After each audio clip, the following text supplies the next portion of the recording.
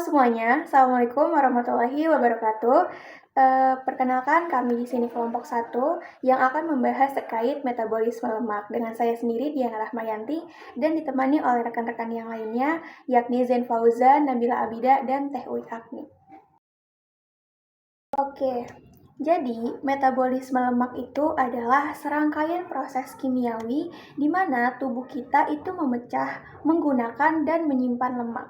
Proses ini itu meliputi penguraian lemak menjadi energi, penyimpanan lemak untuk digunakan di masa yang akan datang, dan pembentukan lemak baru dari karbohidrat maupun protein.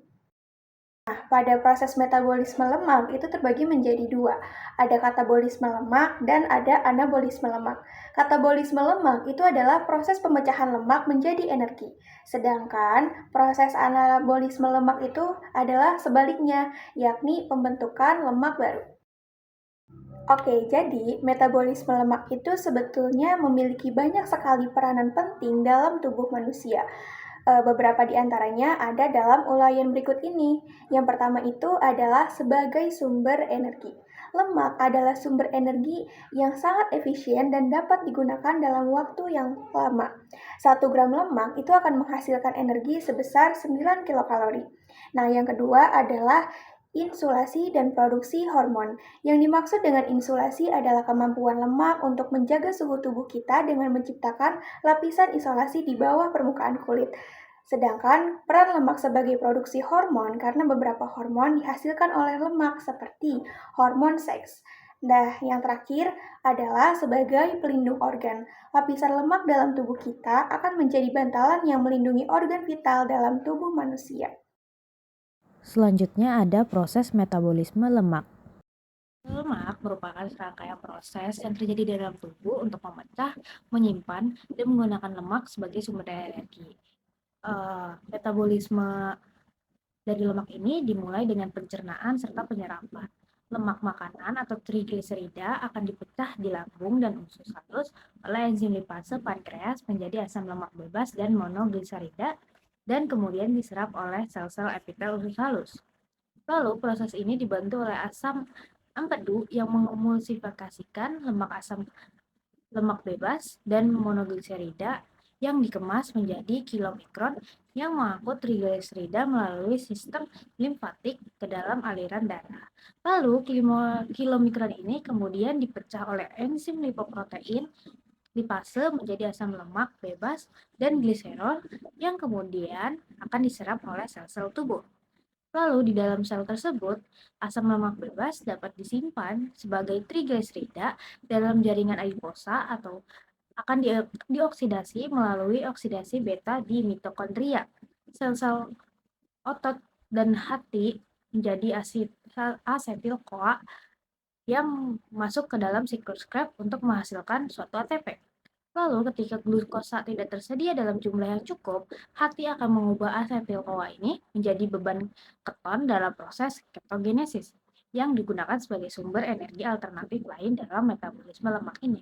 Lalu selain itu, tubuh dapat melakukan lipogenesis atau mengubah kelebihan glukosa menjadi asam lemak untuk disimpan sebagai trigliserida. Hormon seperti insulin dan glukagon mengatur metabolisme lemak dengan insulin yang merangsang penyimpanan lemak dan lipogenesis. Sementara glukagon dan hormon stres seperti adrenalin akan merangsang liposis dan penggunaan lemak sebagai sumber energi. Ya, lanjut ada materi mengenai faktor-faktor yang mempengaruhi metabolisme lemak. Nah, metabolisme lemak ini dipengaruhi oleh berbagai faktor dari termasuk pola makan, aktivitas fisik, genetika, hormon, dan tingkat stres dari manusia tersebut. Nah, efeknya dari pola makan ini konsumsi lemak yang tinggi dapat meningkatkan penyimpanan lemaknya itu dalam tubuh. Dan selanjutnya ada aktivitas fisik di mana efeknya itu dari olahraga teratur dapat meningkatkan pembakaran lemak. Lanjut juga ada genetika, yaitu faktor genetik dapat mempengaruhi kecenderungan seseorang terhadap obesitasnya, yaitu obesitas dari badannya tersebut. Lanjut juga ada hormon contoh efeknya itu dari hormon seperti insulin dan leptin yang berperan dalam metabolisme lemaknya dalam metabolisme tubuh dari manusia tersebut. Dan yang terakhir ada stres, tingkat stresan dari manusia.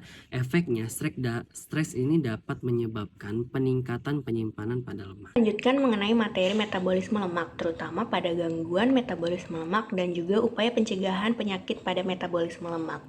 Nah, sebelumnya, apa itu gangguan metabolisme? Yaitu merupakan kelainan atau permasalahan yang terjadi pada sistem metabolisme tubuh.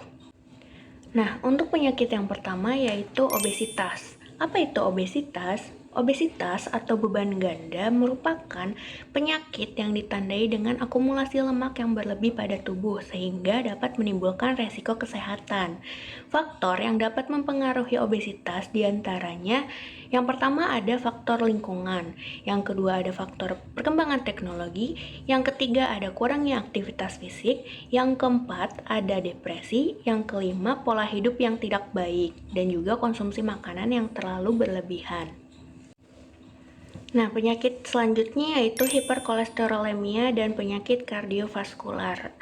Hiperkolesterolemia merupakan kondisi di mana kadar kolesterol dalam darah melebihi batas maksimal, yaitu 200 mg per desiliter.